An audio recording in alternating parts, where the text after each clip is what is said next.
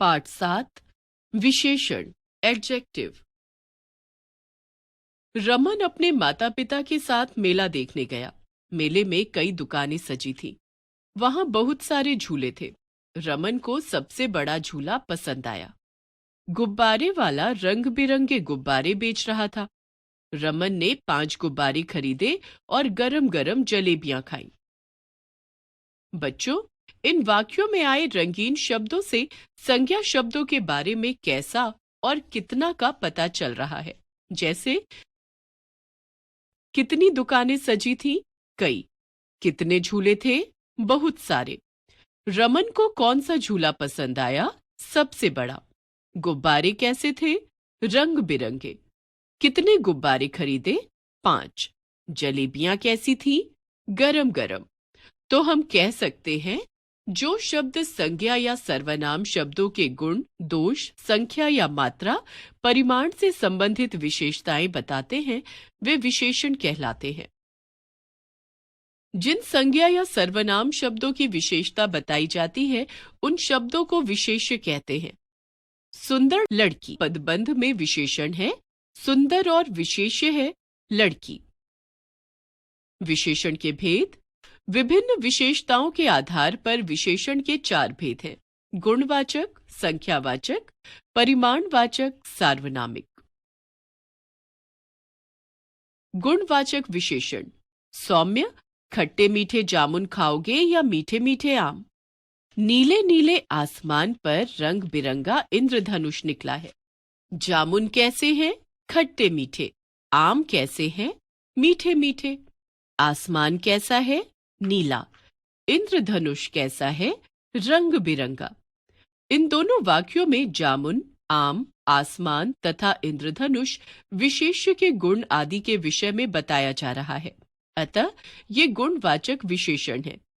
जिन शब्दों से संज्ञा या सर्वनाम शब्दों के गुण, दोष, आकार, रंग, रूप आदि का पता चलता है, वे गुणवाचक विशेषण कहलाते हैं। संख्यावाचक विशेषण। मैंने दौड़ में दूसरा स्थान पाया। उत्सव में कुछ मेहमानों को खड़ा रहना पड़ा। व्यक्ति या वस्तु की संख्या बताने वाले शब्द यानी संज्ञा या सर्वनाम की संख्या संबंधी विशेषता बताने वाले विशेषण संख्यावाचक विशेषण होते हैं।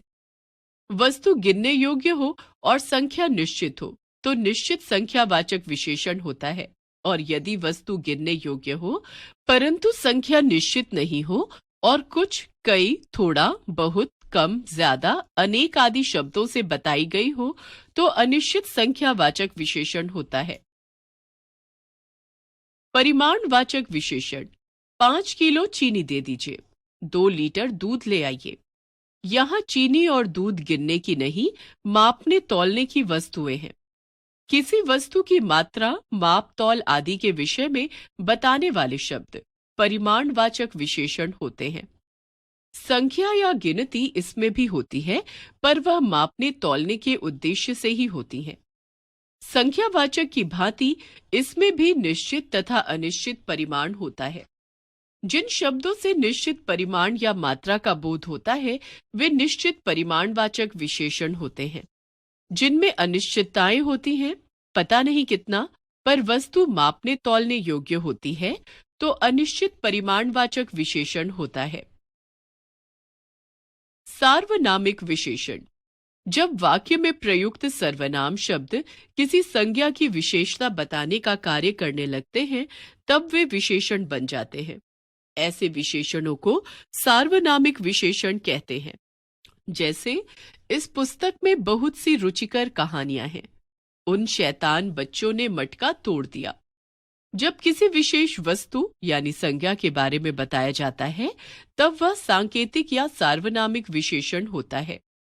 सर्वनाम शब्द भी कभी कभी संज्ञा से पूर्व आकर विशेषण का कार्य करते हैं। सर्वनाम और सार्वनामिक विशेषण।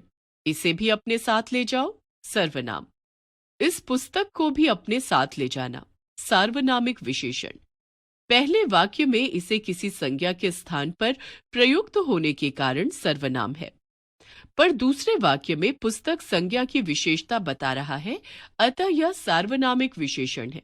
तो स्पष्ट है कि जो शब्द संज्ञा के स्थान पर आते हैं सर्वनाम कहलाते हैं तथा जो शब्द संज्ञा की विशेषता बताते हैं वे सार्वनामिक विशेषण कहलाते हैं। एक बार फिर से, संज्ञा या सर्वनाम के गुण, दोष, संख्या या मात्रा से संबंधित विशेषता बताने वाले शब्द विशेषण होते हैं। विशेषण के चार भेद होते हैं: गुणवाचक विशेषण, संख्यावाचक विशेषण, परिमाणवाचक विशेषण तथा सार्वनामिक विशेषण।